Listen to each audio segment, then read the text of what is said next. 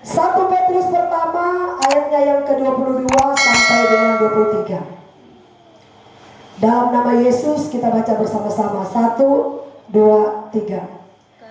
Karena kamu telah menyucikan dirimu oleh ketaatan kepada kebenaran, sehingga kamu dapat mengamalkan kasih persaudaraan yang tulus ikhlas, hendaklah kamu sungguh-sungguh saling mengasihi dengan segenap hatimu. Karena kamu telah dilahirkan kembali, bukan dari benih yang fana, tetapi dari benih yang tidak fana oleh firman Allah, yang hidup dan yang kekal. Haleluya. Saudara, PGI telah memberikan tema buat semua gereja yang ada di seluruh dunia. Cinta kasih Kristus menggerakkan kasih persaudaraan. Coba, yang berasal dari Kupang NTT, luar biasa. Yang dari Medan Batak, coba angkat tangan. Oh, nggak ada. Yang dari Sulawesi Utara Manado, mungkin kami bertiga Pak Pendeta ya. Haleluya. Yang dari Jawa mungkin ada. Oh ya, Pak Pendeta orang Jawa, puji Tuhan. Haleluya. Saudara, karena cinta kasih Kristus, Dia mempersatukan kita di tempat ini. Amin. Walaupun kita berbeda-beda suku ras, tapi kita satu di dalam Yesus. Haleluya. Makanya pujian bilang, ku tak pandang dari gereja mana, yang penting berdiri di atas kebenaran firman Allah. Amin. Jangan pernah memandang gereja, saudara. Jangan pernah memandang golongan. Ya, gereja boleh banyak, agama boleh banyak, tetapi Yesus cuma satu. Dia pembawa damai dalam hidup kita. Amin. Haleluya. Tuhan berkati kita semua. Saudara, tema ini begitu luar biasa. Ya, firman Tuhan katakan begini. Mungkin saya akan kompas singkat aja. Karena kamu telah menyucikan dirimu oleh ketaatan kepada kebenaran, sehingga kamu dapat mengamalkan kasih persaudaraan yang tulus ikhlas, hendaklah kamu sungguh-sungguh saling mengasihi dengan segenap hatimu. Haleluya. Saudara, Alkitab katakan begini, karena kita ini sungguh-sungguh telah menyucikan diri kita dari apa? Dari kebenaran.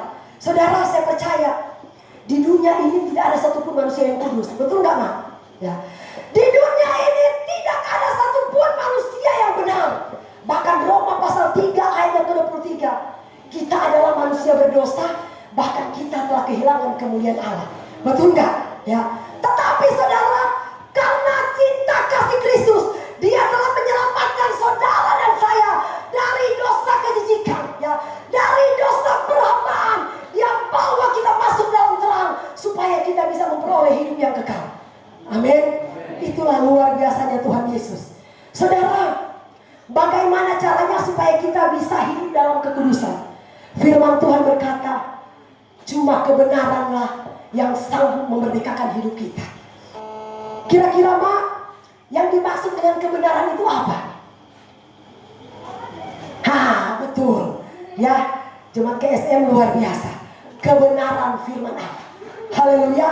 Saudara, Alkitab katakan begini, ya. Karena kamu telah menyucikan dirimu oleh ketaatan. Ketaatan akan apa? Firman Allah. Amin.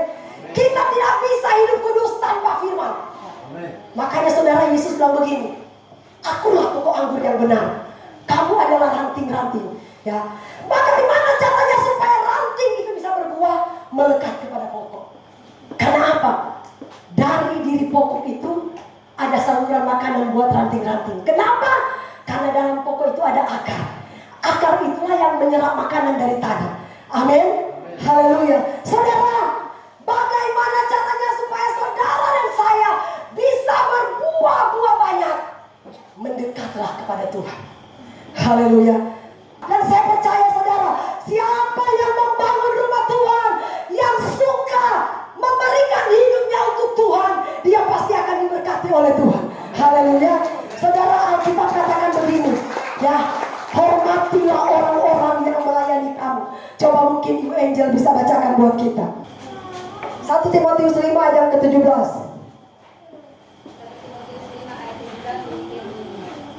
Penatua-penatua yang baik pimpinannya patut dihormati 2 kali lipat, terutama mereka yang dengan jerih payah berkhotbah dan mengajar. Haleluya.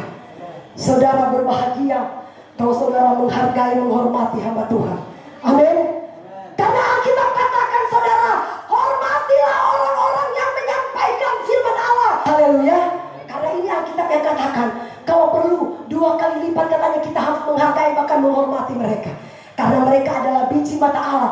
Bahkan kata Alkitab, jangan pernah engkau mengusik orang-orang yang diurapi, yang dipakai oleh Tuhan. Ketika kita mengurus biji matanya Allah, maka kita menjamah Tuhan sendiri. Haleluya. Tetapi orang-orang yang mendukung hamba Tuhan, mereka pasti akan diberkati oleh Tuhan Yesus. Haleluya. Itulah ajaran Alkitab, bukan ajaran saya. Saudara, satu ketika seorang jemaat datang kepada pendetanya. Pak pendeta, saya ini Pak mau keluar dari gereja. Oh, kenapa kamu keluar? Pak, saya ini Pak kalau datang di gereja lihat ini ibu ini, ada apa? Minta ampun, nggak mau saya baik. Di hatiku gue bencinya sama dia. Tiba-tiba saudara, Pak pendeta mau begini, boleh kamu keluar, tapi saya kasih syarat. Oh, senang dia. Puji Tuhan, berarti Pak pendeta restui saya mau keluar dari gereja. Kamu ambil gelas, taruh gelas itu dengan air ya.